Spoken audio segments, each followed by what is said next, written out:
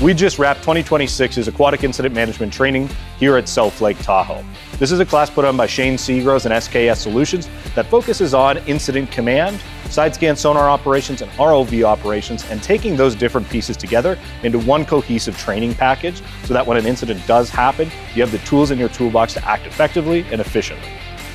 We created the 10-step process to create a methodical approach to underwater search and recovery. We want teams to be able to repeat and do the same process no matter if they're on a lake, a river, or the ocean. The process also includes us running boats and tracking their movements on the water while they run side scan sonar.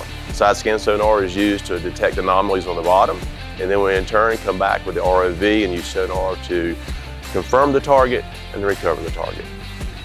And at the end of the day, we want to get people recovered quickly, to get them back to their loved ones. We want to be able to use technology to assist our teams and keep our divers safe.